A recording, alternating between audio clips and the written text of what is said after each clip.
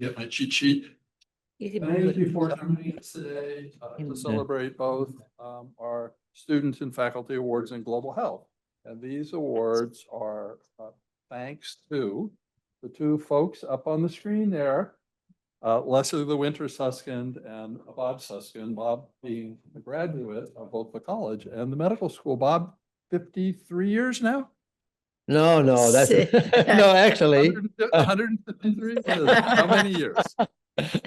no, actually, let's see, it's about the 60th, about 2 years ago. So 60th, yeah. I was thinking it was the 50th that I saw last time I saw you, but I guess it was the 60th. Okay. 60th, right? Exactly.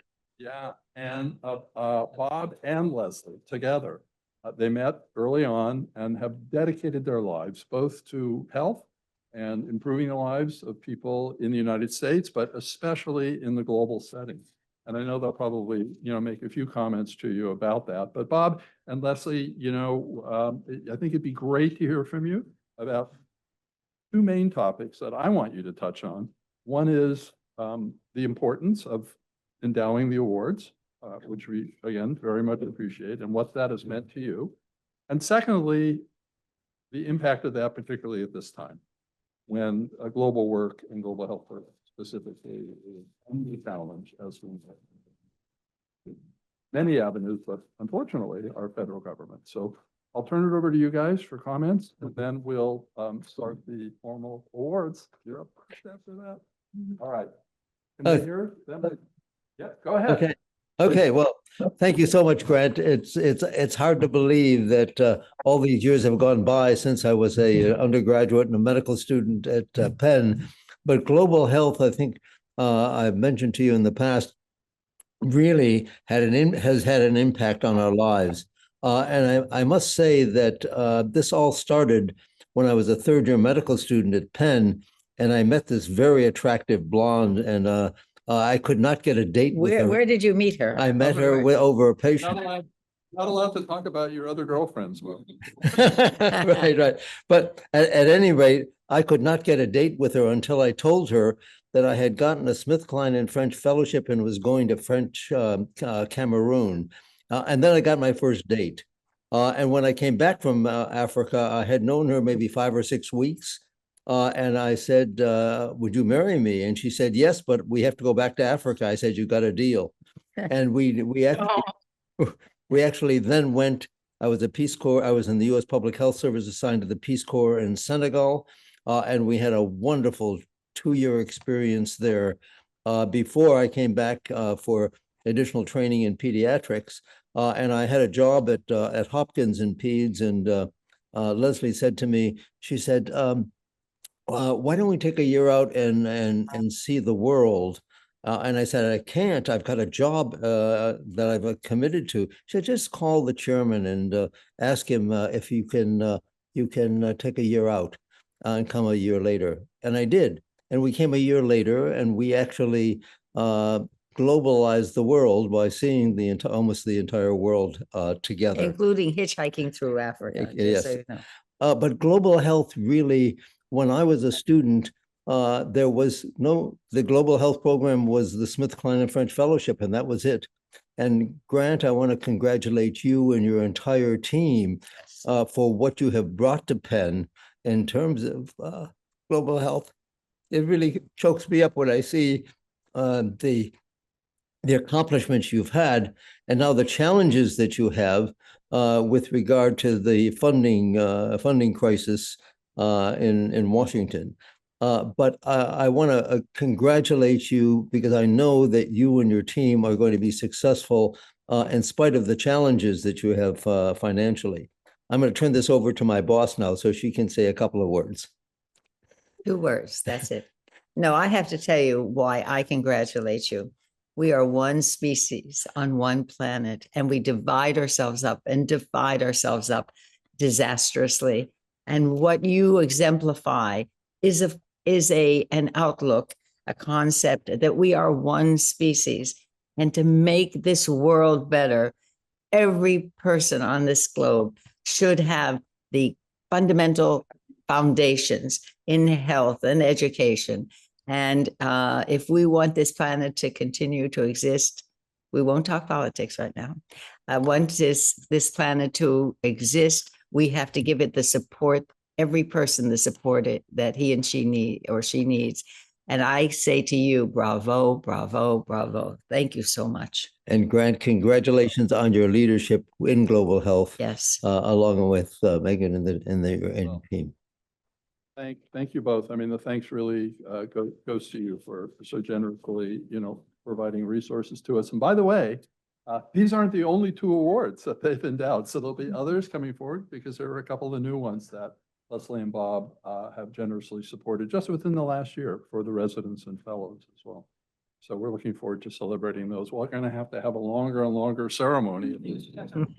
So with that, I want to turn to our first speaker, Modesty Obasohan. And Modesty, I don't want to take away from her thunder. Come on up. And Modesty is a 4th-year student. She'll be graduating Sunday. And, really began her global health work at Penn, right at the beginning, and was involved in some of our educational programs, some of the coursework that we, offer up to all of our trainees here at Penn. And then unfortunately got caught, in the middle of COVID in her early education. And so her first exposure, was remotely, bluntly, with actually Yehuda's here, who was her mentor in this, and work that was conducted in Botswana. And then Modesty took a year and did a Fogarty Global Health Scholarship, worked in Accra in Ghana, and I'm sure she'll say something about that, so I won't say too much more on sickle cell. And then came back after, that was, I guess, right after the 3rd year, when you took your break, yeah, which is typical. Came back and actually went back and actually finally got to go to Botswana on a clinical rotation, which she did in the last year. So she's shown this dedication throughout her entire time, and really, I think, exemplifies what we want, and we hope that our trainees can experience and also give back. So, Modesty, congratulations. Bravo, bravo.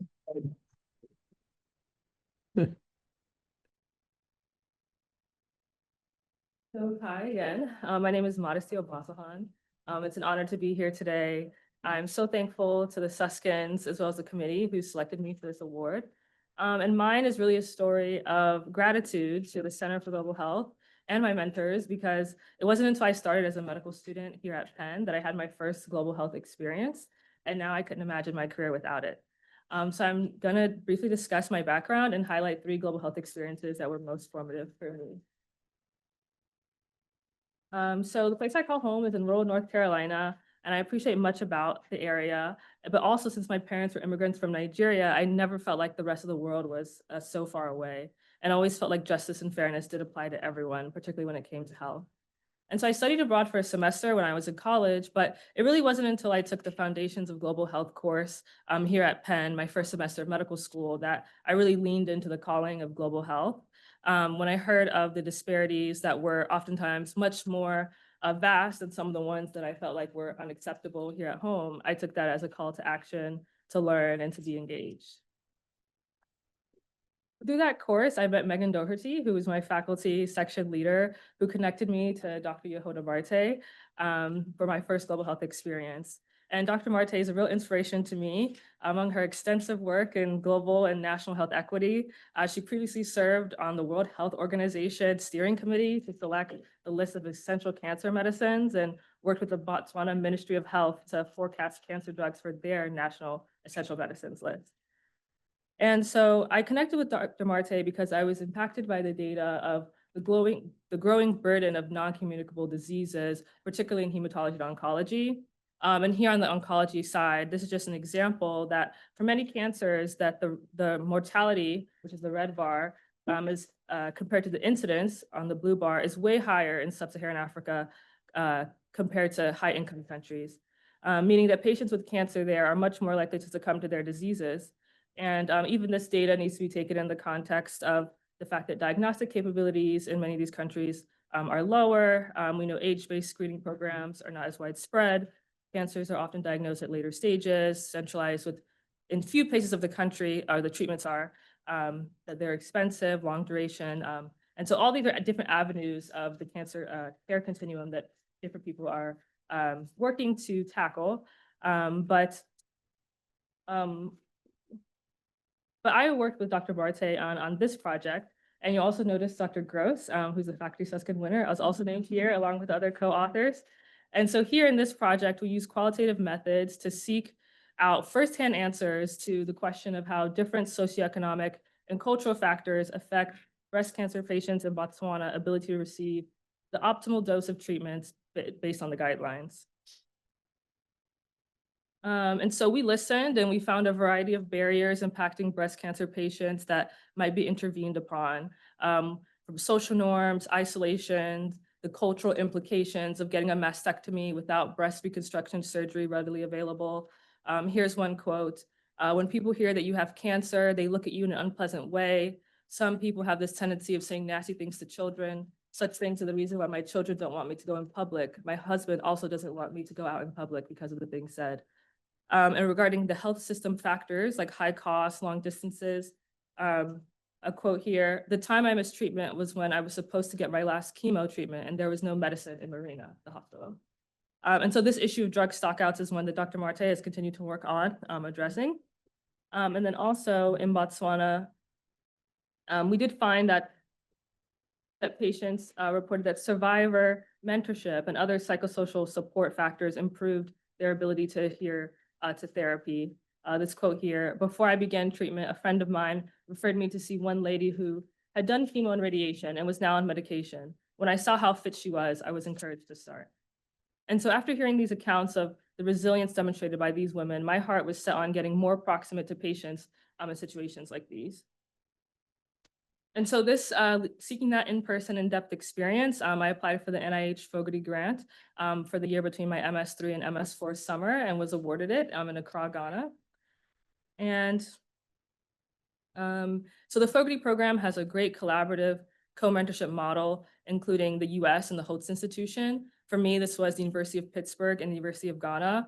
And my primary mentors are highlighted with yellow stars here, Dr. Sigbefia, who at a time was one of only 3 pediatric oncologists in the country, Prof. De Adomiko, who is a PI of many hematology clinical trials in Ghana, as well as Dr. Olawole and Dr. Hillary, who has multiple projects in Ghana, and Dr. Hillary, who's a primary basic science researcher, but also a phenomenal mentor.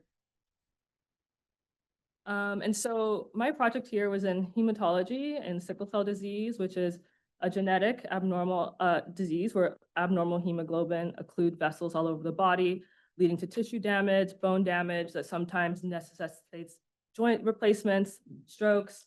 And it has a high morbidity and mortality in sub-Saharan Africa. In 2011 was reported to be between 50 to 80% of children under 5. And so pain is the #1 often debilitating symptom. And accurate pain assessments and identifying the pain etiology are critical for clinician-patient communication, treatment planning, and patient satisfaction. But because there are no objective markers to identify pain, pain assessment relies heavily on patient report. However, effectively communicating pain can be challenging. And so my project focused on using technology to bridge communication gaps in reporting pain. And so the Painimation is a e-health tool that was developed by researchers at the University of Pittsburgh that allows patients to convey their pain location, quality, and intensity through body mapping and visual animations. It's been tested in sickle cell and other diseases in the US. And my research team and I surveyed 217 sickle cell patients in Accra, where we studied the feasibility, acceptability, perceived utility of the tool, as well as validating responses here versus other text or questionnaire-based metrics. For the 4th-year medical students, I did my first clinical global health rotation in Botswana for 6 weeks. And after I was abroad for a year already, I wasn't expecting it to be as life-changing as it was for me. For me to know or to study certain challenges, for example, knowing that a certain hospital doesn't have a CT machine is a viscerally different experience than being the primary clinician for a patient whose well-being you're responsible for, whose family you've met, and navigating, maybe a several-day delay to getting the care that they need. I feel like those lessons of what low staffing, transport issues, shortage of materials really means comes from on the ground experience. And so I was really grateful to have had that experience in medical school. And so the teams that I worked on inspired me. The students, the faculty, were all extremely knowledgeable and procedurally skilled. I'm so thankful to them for welcoming me and teaching me. I was happy to experience a country that has made so many strides for its citizens, including national public health coverage. And I saw a great model of collaboration in the Botswana Youth Penn Partnership. So I'm so thankful to have found a community of people at Penn who share the same vision of health equity and have supported me throughout my time in medical school, including Maria, Megan, Dr. Galton, Alejo. It's really been impactful for me. And I just want to have a special shout out to my family for supporting me going so far from home so often, especially my dad, who has always supported any trip back home to his home continent. And despite his fight with pancreatic cancer, made it here to Philly today to celebrate me this graduation weekend.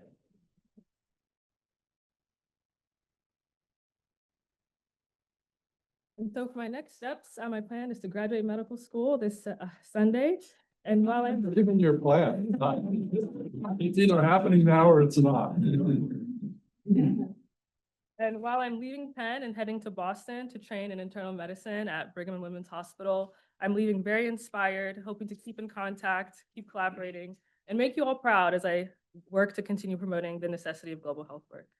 Thank you.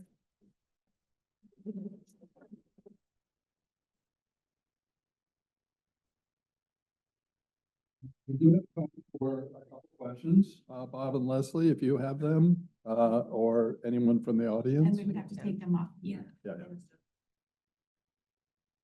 You're going to be unmuted in a second. But any questions from the audience? Yeah, Ron. So that's really inspiring, and thank you for what you've done and what you're doing going forward. I don't know whether you had enough clinical experience in Ghana to be able to have some thoughts on the contrast between the clinical experience in Ghana and the healthcare available and what you saw in Botswana. So Ron's, let me just repeat the question for Bob and Leslie. Ron's question is about Modesty's exposure and what she saw in Ghana versus a more intimate clinical experience in Botswana.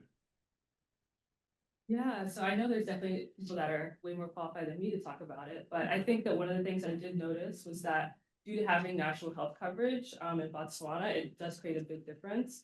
Because in Ghana, we had a lot of patients who were able to access medications as easily, like there was always the constant issue of cost. I remember I shadowed in the wards one time in the oncology wards, and patients would have to go downstairs, or their families would have to go downstairs, buy the IV tubing from the pharmacy, buy the chemotherapy from the pharmacy downstairs and bring it upstairs before we would be able to start. And so I think that to me was a huge difference compared to Botswana. And I'm sure that there's, in private hospitals in Ghana and other things, like it's not that drastic, but I think that for the kind of the most disenfranchised of the community, I think that there are more social protections probably in Botswana.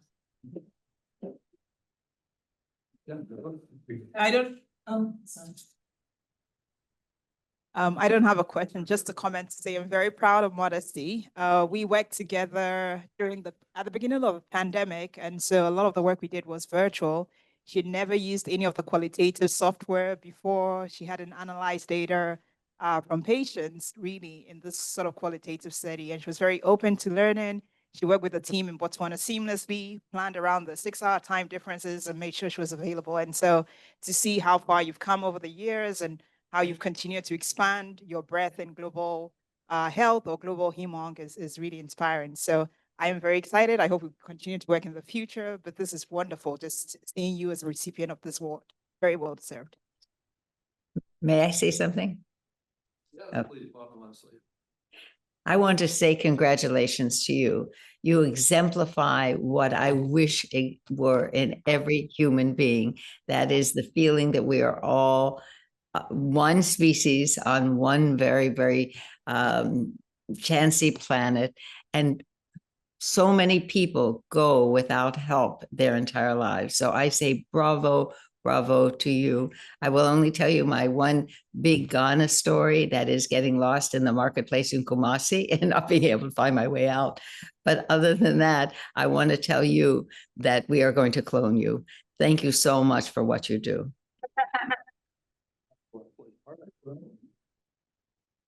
Someday you will have an office.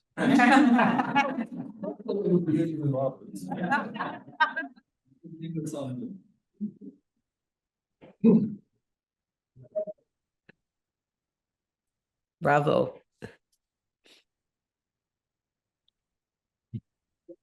When we make the faculty announcement and selections, we try to create a sub-emphasis area because we have so many great people that work in global health at Penn. And this year's topic was actually mentorship and helping to develop both folks here at Penn, but also, you know, with our wonderful partners around the globe. And there's really isn't a better example of this than this year's winner, Robert Gross. So Robert, come on up. You know, Robert's a tenured faculty member in the Department of Medicine, Division of Infectious Disease, longtime Penn colleague and friend. And he really dedicated his life to understanding the impact of HIV and how to combat how devastating that has been on so many people's lives. And that really what distinguishes Robert is he does this across the full spectrum. So, you know, at different points in his career, he's worked on prevention, he's worked on adherence, he's worked on the development and application, you know, of pharmacologic agents to combat HIV. And he'll, I'm sure, say a little bit about that. Yes, fair enough. Yeah. But he's also been an incredible champion in developing the professional attributes of so many individuals at home and abroad. And to give a very quick example of that, Yehuda, so he's a grandfather to Modesty because Yehuda was a mentee of Robert's, and now Modesty is, you know, a mentee of Yehuda.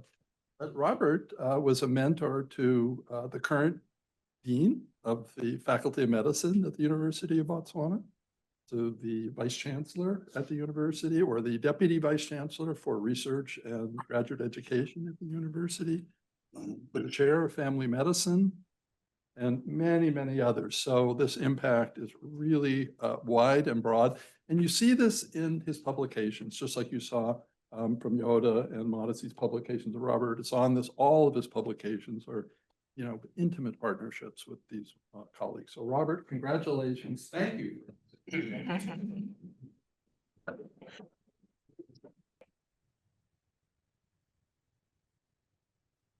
Well, first I want to start by thanking Glenn and Megan and the entire Center for Global Health group. You guys really make it much easier for us to carry out this work. We really appreciate the support that you guys give us. So today I'm going to focus on research and mentoring in the Botswana UPenn partnership. I'm going to focus a little bit on questions that I've wanted to answer and have had the privilege of working in Botswana to do, as well as building capacity.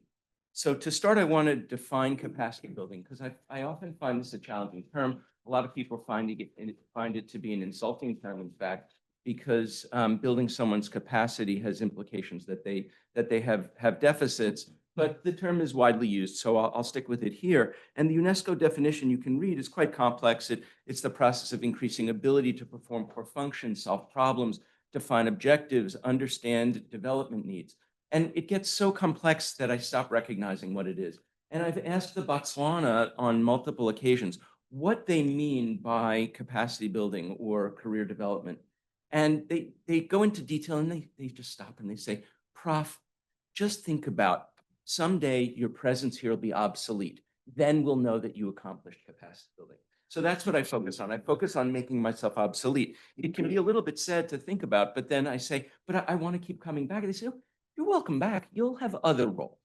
All right, so some details about Botswana. We've been talking about Botswana. So here's continent of Africa. Botswana is a landlocked country in the far south, just north of South Africa, east of Namibia, west of Zimbabwe, south of Zambia. It has a large landmass the size of Texas, but only a population of 2.5 million people. So if you want to study rural health, Botswana is a terrific place for you to go.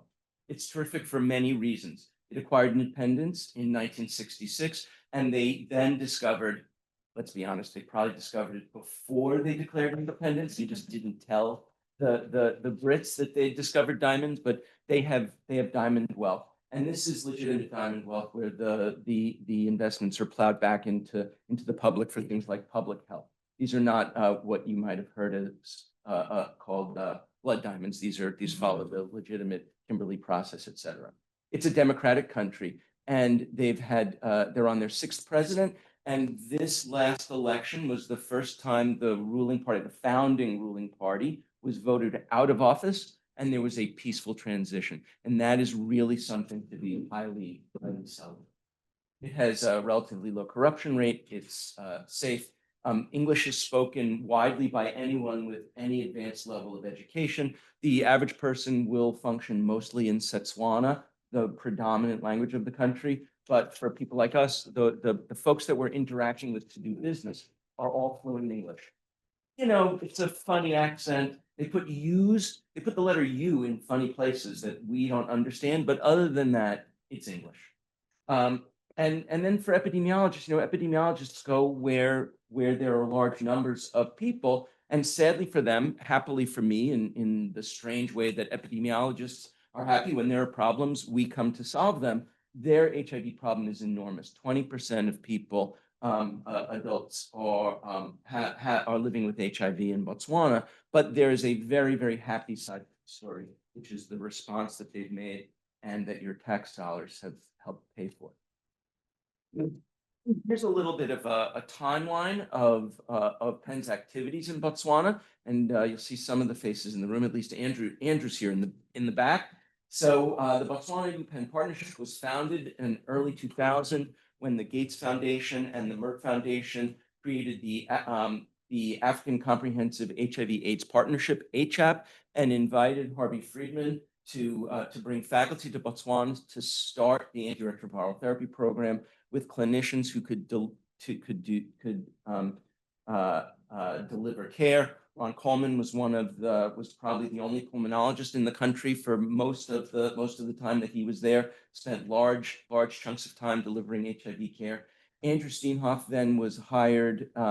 He's now the head of global health for CHOP, but he was hired as a junior faculty person to be the research director, through whom I was able to really launch all of this work. So much credit to Andrew.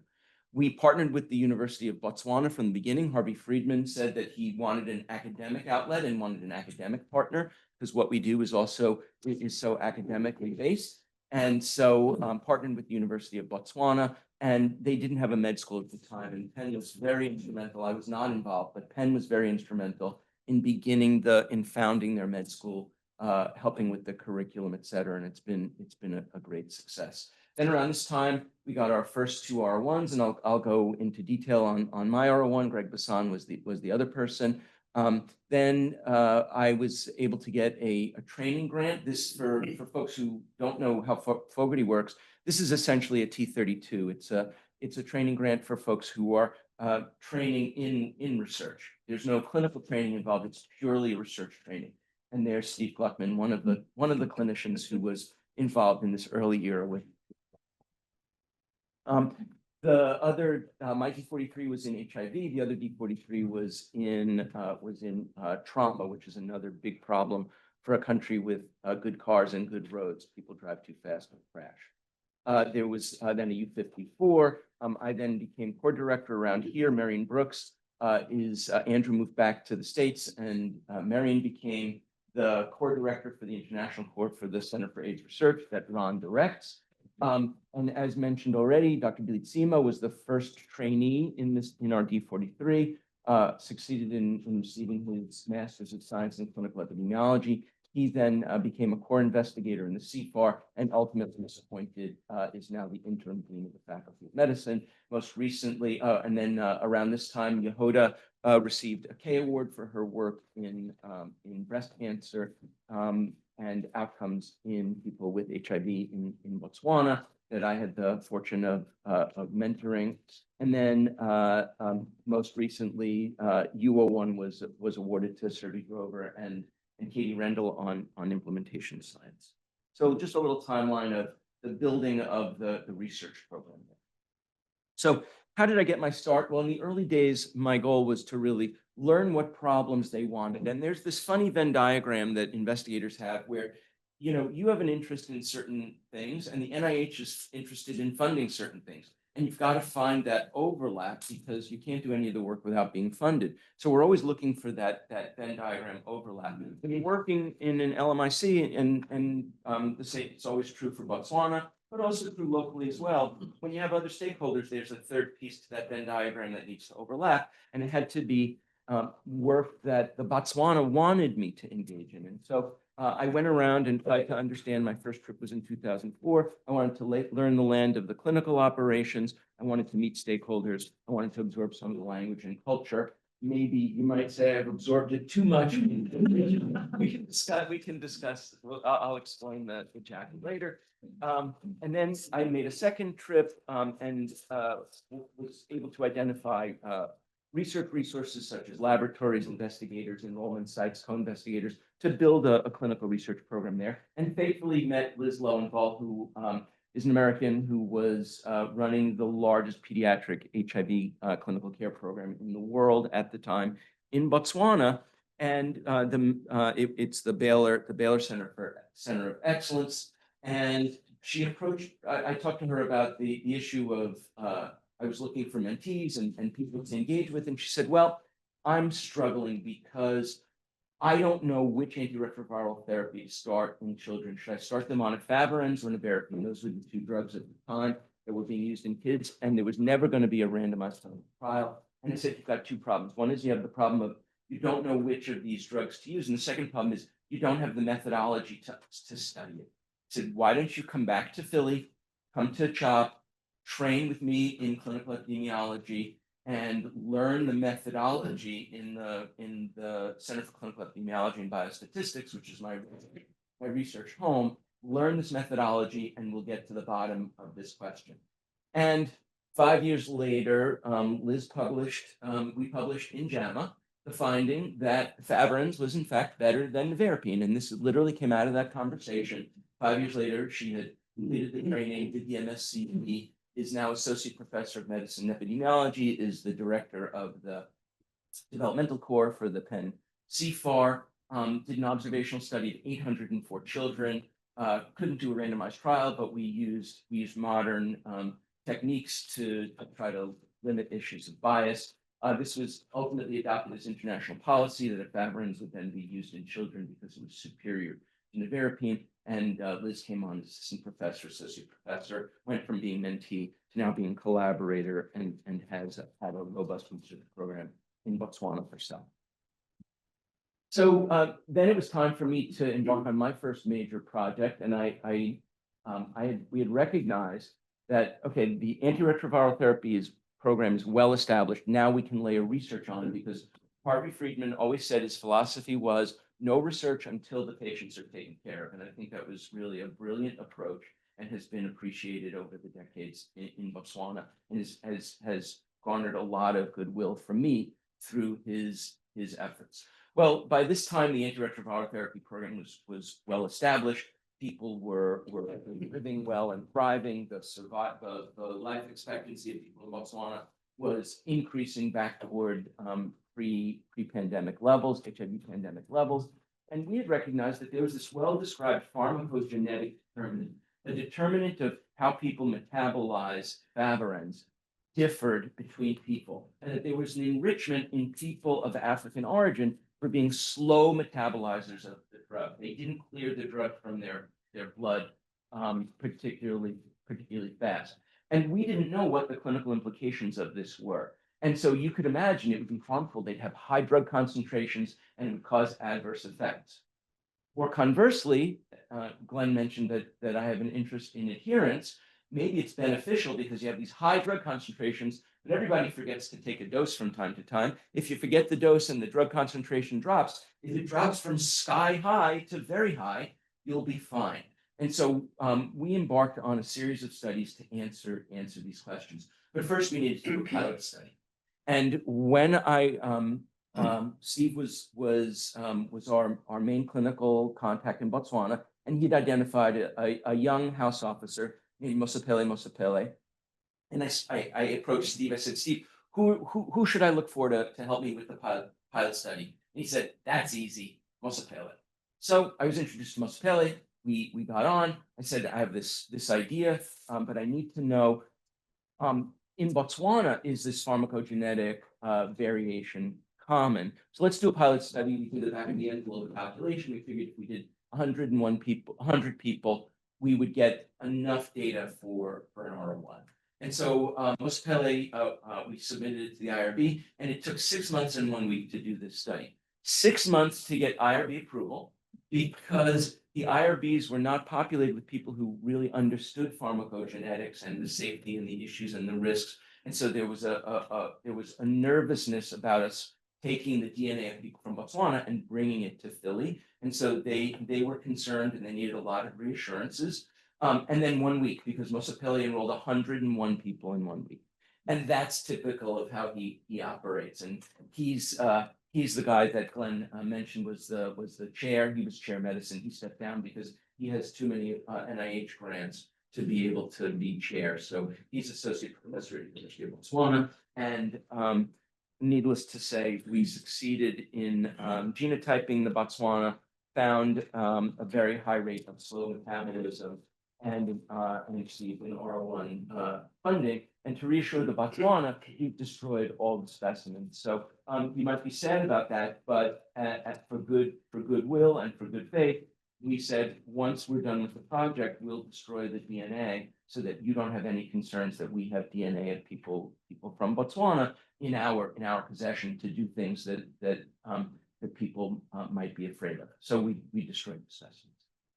So our findings from the study we did, and these numbers, this is recognized, this is 1 R01. So for the investigators in the room, the kinds of numbers that you can generate in Botswana, because the people are willing to participate. There's large numbers of people with HIV who trust that when they enroll in a study, we're going to do right by them. We're going to do the right thing. And I can't emphasize enough how much that's true in Botswana. We did a 941 person observational cohort study over 6 months, and a 2,440 person case control study. We did both of these with one grant. And our finding was that there was no difference in response by metabolism. If you were a fast metabolizer or slow metabolizer, it didn't really matter. Over 1 year, everybody was doing phenomenally well.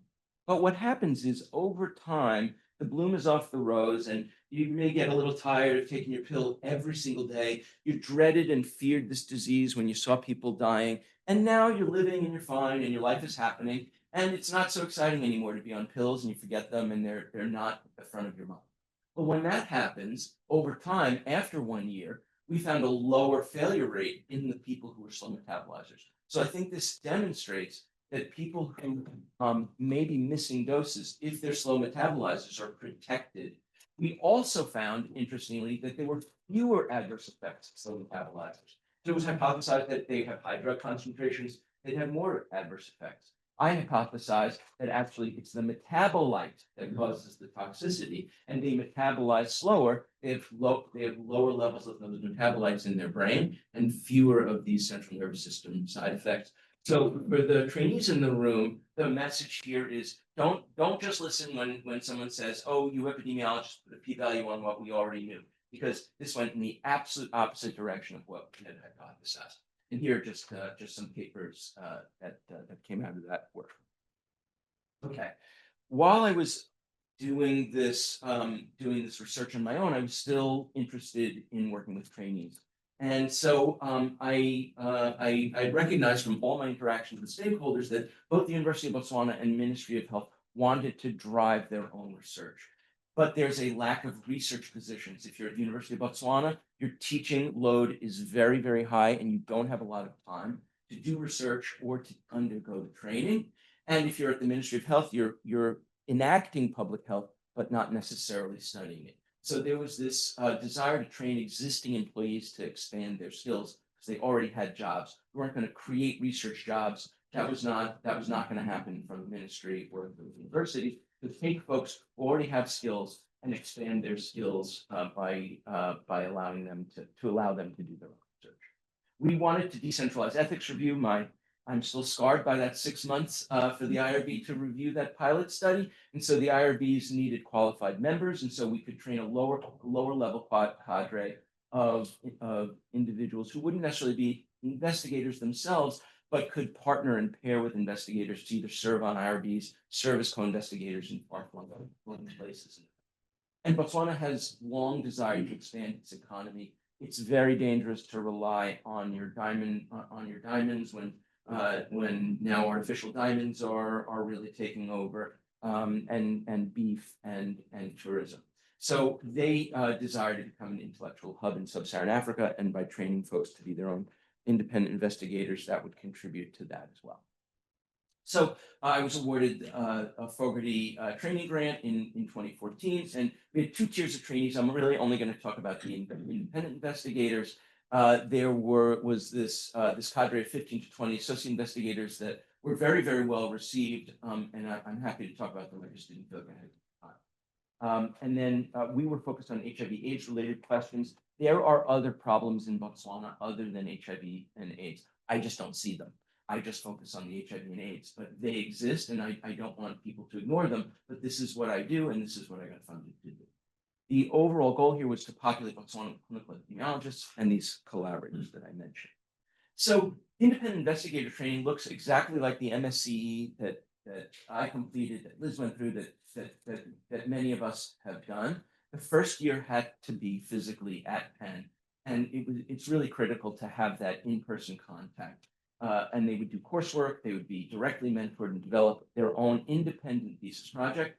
And in the second year, they would go back to Botswana to implement the project, and we would mentor them via video conferencing. And then when I was there in person, or when others of us were there, we would do it in person. The finances, so Penn deserves credit for this. Penn 50% of the cost of the training. The training is very, very expensive. Penn was willing to cost share and discount the training to 50%, and then the grant covered the rest of the tuition.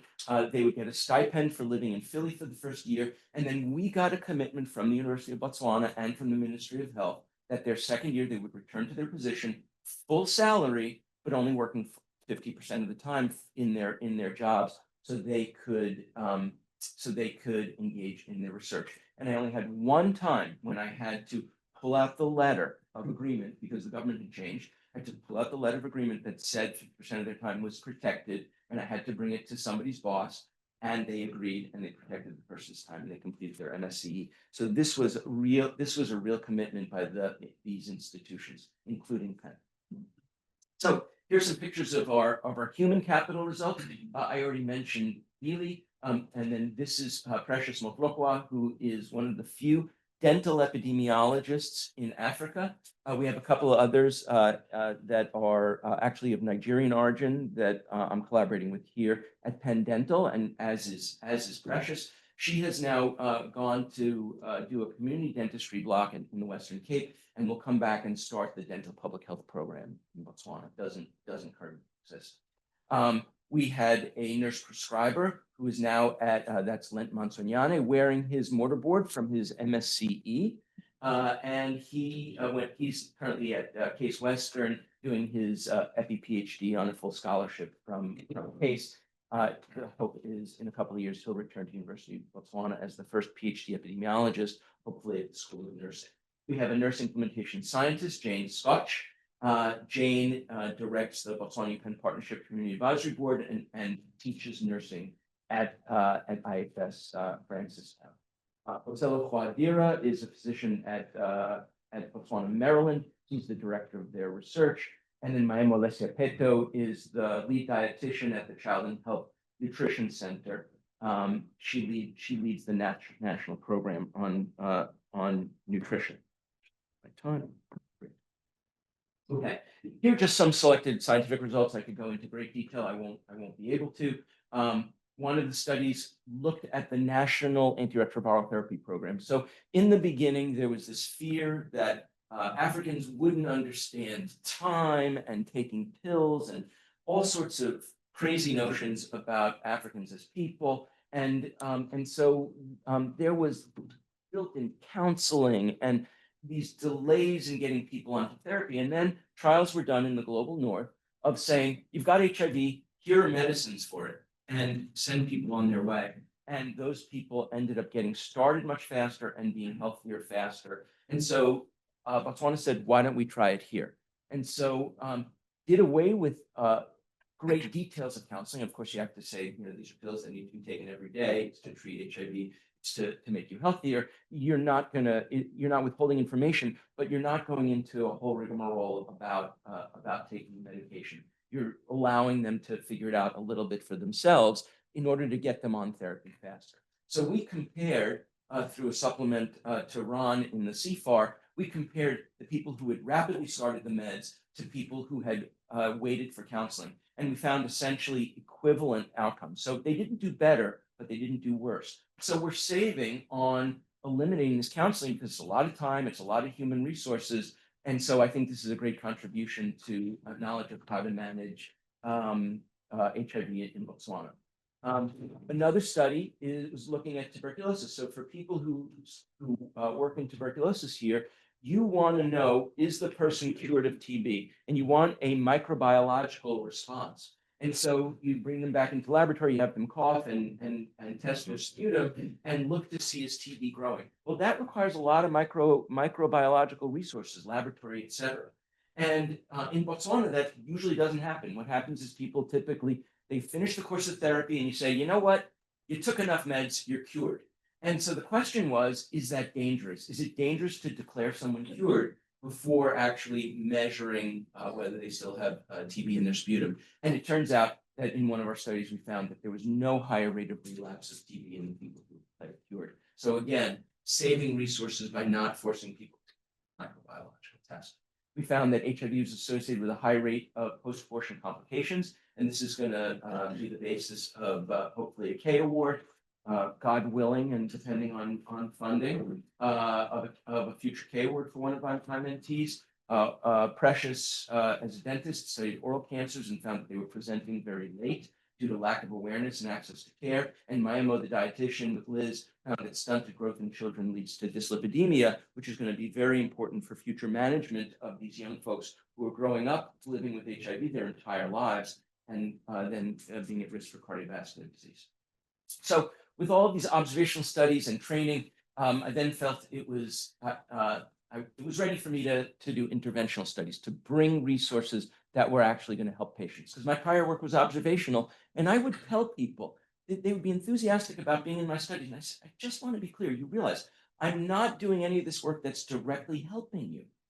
He said, Prof, it makes us feel like we're participating with the rest of the world, and that makes us happy. And that was the enthusiasm that people had. And that's a direct quote from that someone said to me. So it's really heartening, but I felt like it was time to bring more resources. And we've been urged to address substance use issues in Botswana. Alcohol is a major problem and tobacco is a major problem, and there's nothing to be done about it. And so what we did was we recognized that smoking was more common in people with HIV, that 50% of the men with HIV in Botswana smoke. Lower rate for women because of stigma. This is where stigma can be positive. It's not we don't love stigma, but the women are stigmatized, and so smoke at a much lower rate because smoking stigmatized. There was no smoking cessation program. Nicotine replacement may not be effective for biological reasons I can go into another time, and the medications were way too expensive. So we knew that depression was common in HIV and common in Botswana, associated with smoking and associated with difficulty of quitting. So we came up with an intervention that Robbie Scholl and I developed that borrowed from two interventions for depression, behavioral activation therapy and problem-solving therapy. And we merged them into a smoking cessation program that is called Totloetso, and this is Malebojo Matlare, my phenomenal research coordinator for the study, wearing the team t-shirt during a walk for awareness about substance use issues in Botswana. So here's Robbie, and this is a bit of a funny photo for Robbie, and I'll show you a little while later. And Brian Heitzman at Northwestern. We did the pilot in 2017. We trained the Botswana lay counselors. So these are people who did not have skills in counseling. We trained them in counseling for smoking cessation. We enrolled 40 people with HIV very rapidly. As you can see from our numbers, we can enroll very, very quickly in Botswana because there's a need and a desire and an interest and excitement. And we found an early quit rate of 35%, which was quite exciting. We were awarded an R01 to do the Tutloetso RCT. Now, our target was 650, and most people would look at that and they'd be like, yeah, they say 650, but grants are a fiction. So, whatever they get, they'll probably be able to test this question. But we really targeted 650 people to be enrolled. And with how far the dollar goes in Botswana, we had simultaneously 3 counselors at any one time, and currently have 3 counselors. We've totally trained 5. 2 have gotten other jobs, and so we've brought other people along. There's a 12-week active phase, and then we measured abstinence at 24 weeks, measuring exhaled carbon monoxide with a handheld detector. And then also we're doing implementation science strategy tracking. So here's what the trial looks like: 325 randomized to either arm. They get baseline measures. They then get randomized to either the behavioral activation problem solving or the standard counseling, and then get 12 weeks of follow-up where they get their carbon monoxide measured if they say they have quit. So we fully accrued 651. Why 651? Because we had 2 people in screening the last day. We had 649 and 2 people were screening. We didn't know if they'd screen in or not. So they both screened in. We took them both. So we slightly over-enrolled. The last participant will complete in October 2025. We've had incredibly high fidelity to the visits, 85% completed. And if you ask Robbie, he'll tell you he never sees numbers like this domestically. The analysis plan is underway. I have no idea what the finding is going to be, but I can tell you the execution of the study by Mama Glade and her team has been phenomenal. So what are our next steps in Botswana-based research? We have this implementation science project in Tutloetso. We have Durartu, who's sitting over here, who is a PhD epi student who's looking at the impact of isoniazid on nicotine metabolism.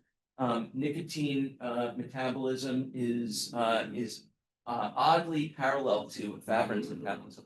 The genes that metabolize those 2 drugs sit next to each other on the same chromosome and are impacted by similar things. Isoniazid in vitro slows nicotine metabolism. So Durartu is looking to see if this TV drug potentially could be repurposed for slowing people's nicotine metabolism and helping them quit smoking. We have a grant for pharmacotherapy for smoking cessation that's currently under review, using a drug that is much, much cheaper than the currently available drugs and would potentially be available in Botswana. We're looking to develop an alcohol treatment program. As I mentioned, it's a major public health program, and they don't have medications available. Medications in general are underutilized for alcohol misuses. Dave Metzger will attest. And then additional mentees following Yehuda's footsteps. We're hoping for Ochadi Loabile, who is actually Botswana, but is also American, and so has status here for a K award. She's looking at the post-abortion PrEP access based off of her concerns that women with HIV after abortion are at very, very high risk for complications. And Joseph Nwadiuko, a new assistant professor of medicine in general medicine, who has a PhD in economics, is looking at the uptake of cardiovascular disease prevention and HIV in collaboration. So future challenges for training. It's a small country with a relatively small number of potentially eligible candidates. And then the question is, how many HIV clinical epidemiologists does Botswana need? It's an open question.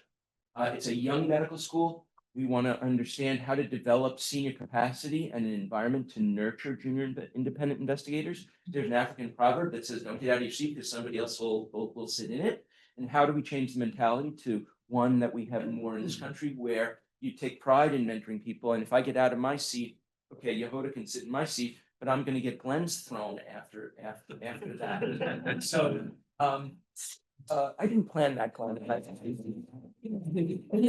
Loving, if I only. Talking to my wife. If I could only.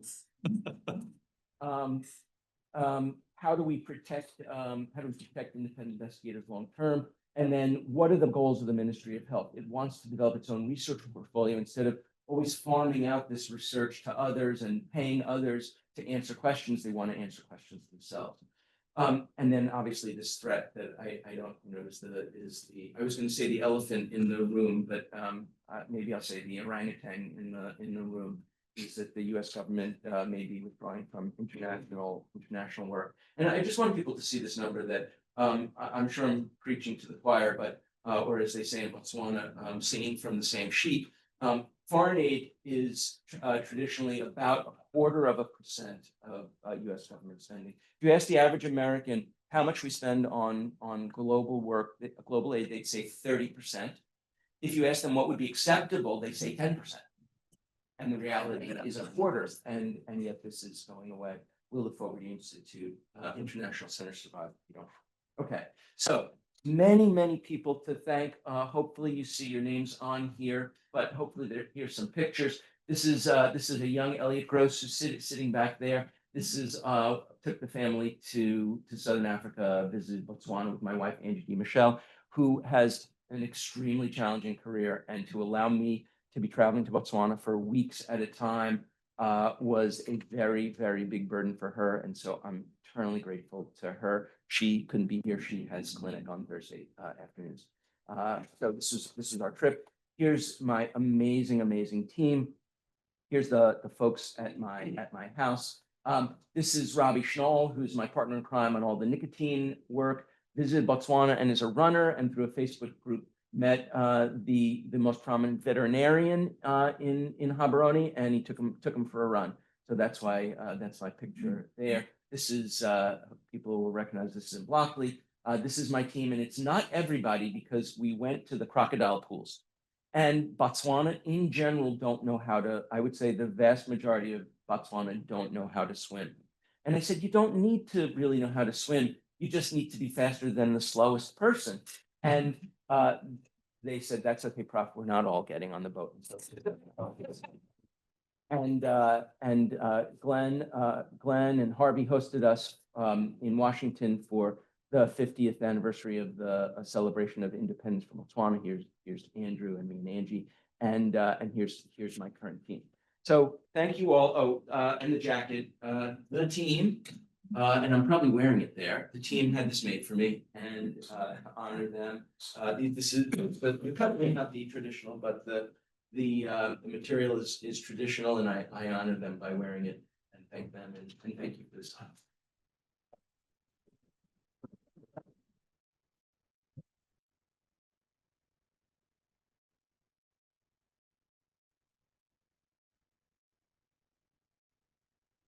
We got called out a lot. Sadly came in a little bit later, but you missed it, of course. Your picture was up there, Barbara. Father of everything you talk about in Botswana. So for those who haven't had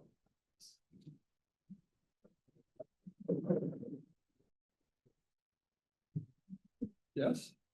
Yeah, a little bit. Questions here? Bob and Leslie, can you connect them back again, please? Yeah, questions? I've got one. So the ministry in Botswana is traditionally and continues to face problems with regard to the healthcare workforce. How do you see penetrating? I have a question. A moment ago, which is to have more and more investigators embedded within and or partnerships with universities. Yeah, because they're real problems there. Yeah. Professionals. Yeah, absolutely. So it's a two-part answer. One is that there's a lack of individuals to be trained in order to do that work, and so I think capacitating them with this type of training is vital. My next steps in that, again, if Fogarty continues to exist, is to write a D43 that would look very much to you like a K-12. So a K-12 is where the investigator gets slots for training and then can take people who are more advanced in their training and give them very focused training. And so what I'd like to do is write a D43 that would look like a K-12. I would be the PI with slots, and then I would go to the University of Botswana and find folks who have the skills, maybe have an MSCE, but they don't either have the time or the ability to write a K award, career development award, and that wouldn't be funded because they don't have status in the US, and give them that additional intensive training that I benefited from and Yehoda's benefited from, many of us benefited from. So I'd like to protect their time, not train as many of the junior people up to that level, but take the people who are already on faculty and try to build them into independent investigators. So Mosapelli and I have talked about being co-PIs on that. That's one piece. The other piece is how do they find the time to do this? And I think it's going to be with extenders. So one example I give, and I use this example quite a lot, is that Bealey, who was the interim dean when he was mid-career faculty, It still is. would invigilate. The interim that lasts forever, typically. Well, it's still interim, would invigilate exams. Invigilate exams is what we would call proctoring. And I commented to the vice chancellor, I said, I don't understand why you have a guy with an MSCE who has all this skill set is proctoring exam. Proctoring exam is very important, but it doesn't need to be done by a guy with an MSCE who could be writing his own grants, et cetera, instead of proctoring exam. So they've heard that, and I think that needs to follow on down the road with people like community health workers extending care so that the other work can be done by these people with higher level. So.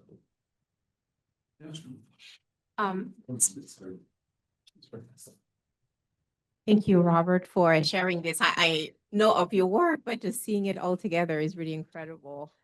And I think about the way you started about capacity building and thinking about where we are currently. I just wonder if I'm sure you thought about this, but how do you continue building those trusted relationships that you spent so much time building? I mean, you and others in this new funding environment. And do you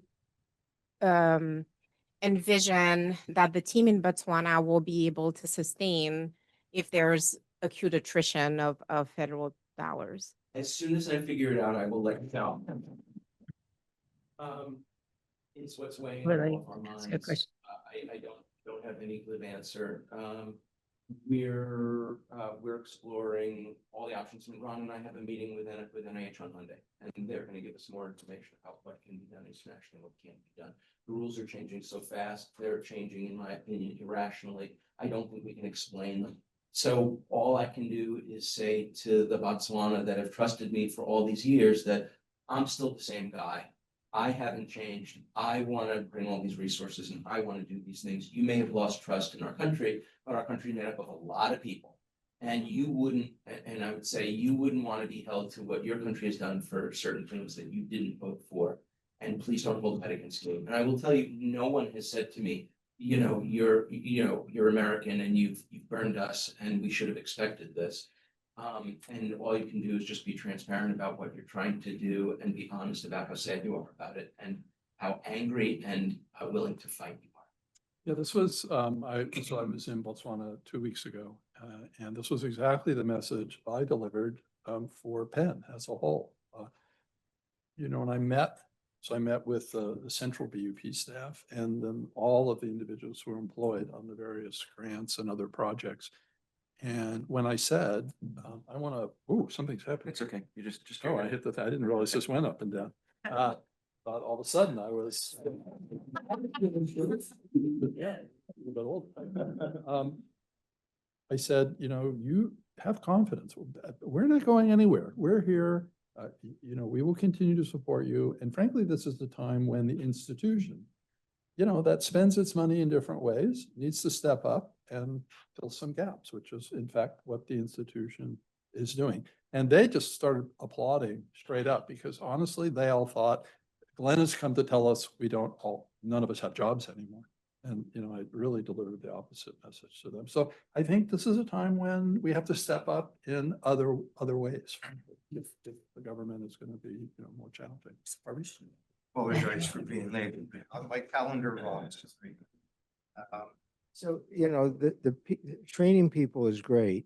Do those people get any protected time to do the research you're training them to do? That's a learning process on the Botswana side. Are they willing to do that, or is that still a ways away? It's for sure it's a work in progress.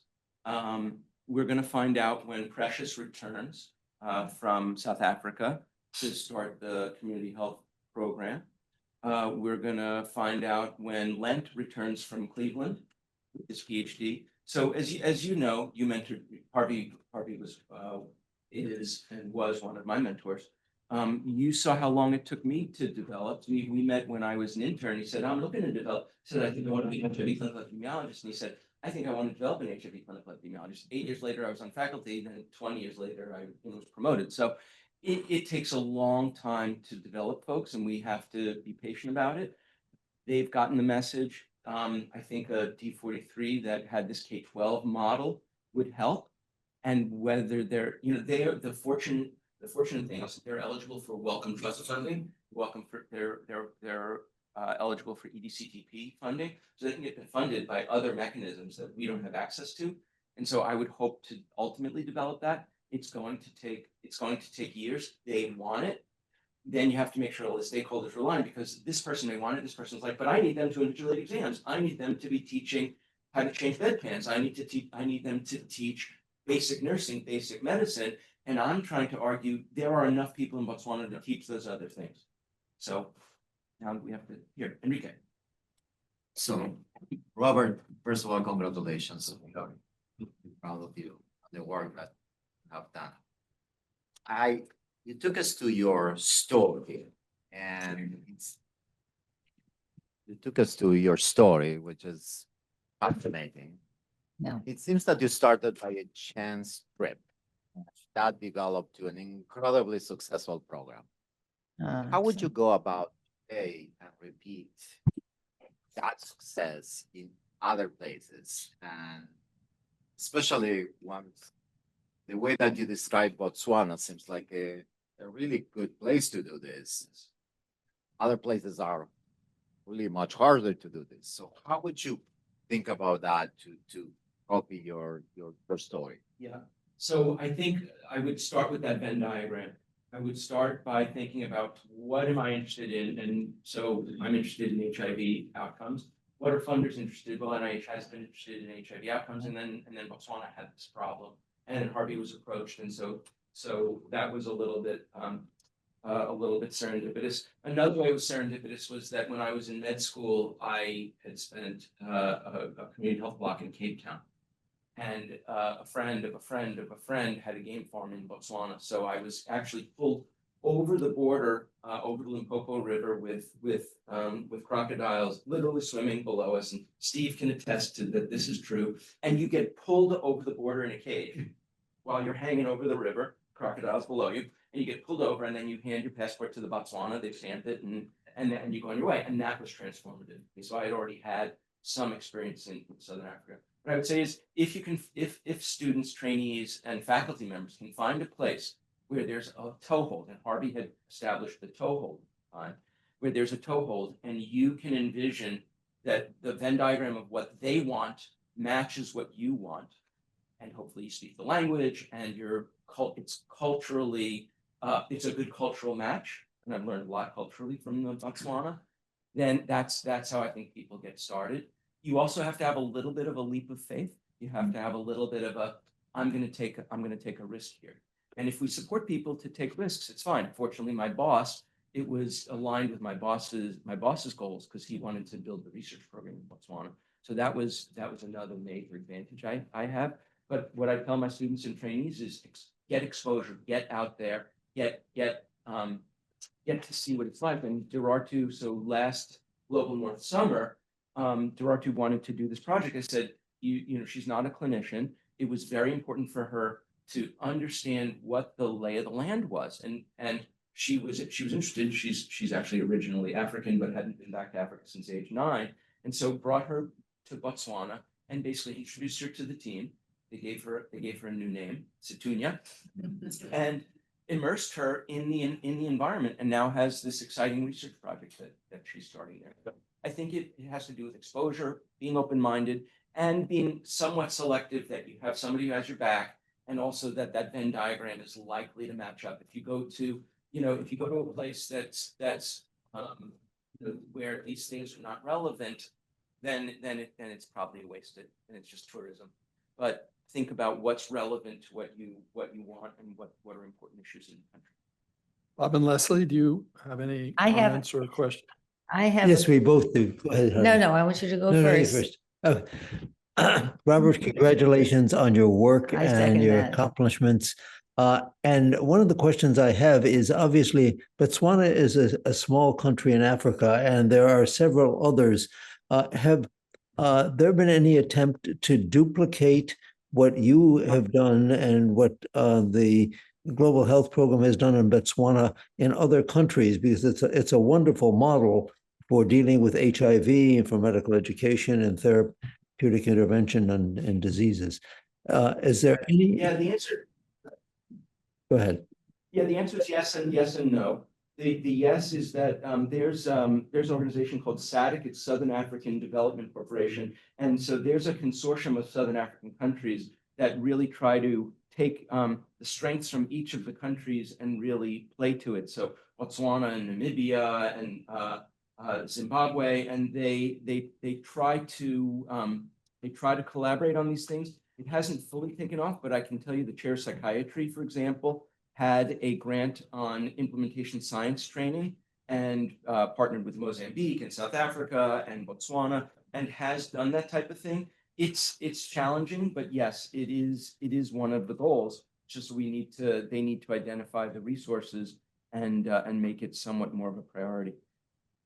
And my question is, and you may have touched on this because our screen is a little bit crazy. Is there any kind of information given to the general population about HIV and how it can be, why it exists and how it can be prevented? Yeah, so Leslie, it's a great question. You know, there's a lot of, there's no formal sexual education in the schools. And you could argue how good the sex ed is in our schools. My kids went to the most progressive sex ed school that teaches the most progressive sex ed program. And Elliot could tell people about it later, but it really is incredibly, it's true. It's incredibly progressive what he learned in high school. They don't have any sexual education in the schools whatsoever. And so it is a major problem. That being said, HIV has been considered such a threat in the country that if you walk into any medical setting, you'll get an HIV test. No questions asked. There's no consent. There's no, well, you should. It's like, you're here, you get an HIV test. So people talk about HIV a lot. I don't think that they talk about sex enough. There's a lot of taboo. One of my colleagues, Ian Frank, got up in a meeting and started to talk about sex, and people were just clutching their pearls and horrified. It's like, what is everybody's like? It was to a group of adolescents. She's like, your parents are having sex, and everybody's like, oh my God. So there is too much taboo still. It is discussed. There are billboards of wear condoms, etc. I think there could be a lot more done. And I know people like Andrew Steenhoff, Liz Lowenthal, the pediatricians who are interested in adolescent medicine are interested in partnering with the Ministry of Education. And Liz may be in Botswana now working with the Ministry of Education on screening program. They are interested in expanding sex ed. And I think it needs to start with sex. HIV is mostly transmitted by sex in Botswana. There's almost no injection drug use. So hopefully, Leslie, there'll be a progress over the years, and they'll liberalize the approach, and the word will get out. And it will be the mitigating factor. I'm sorry. Yeah, I think we're now reasonably over time. So people who have questions, stay and talk to Robert and Leslie and Bob. You guys can stay on the line too if you have further comments for Robert. But thank you, Bob and Leslie, for endowing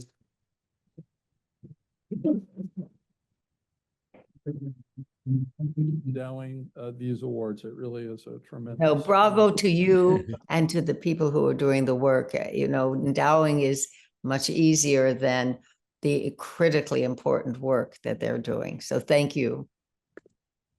And Robert, we'll have something not to hang on the wall, but sit on the desk.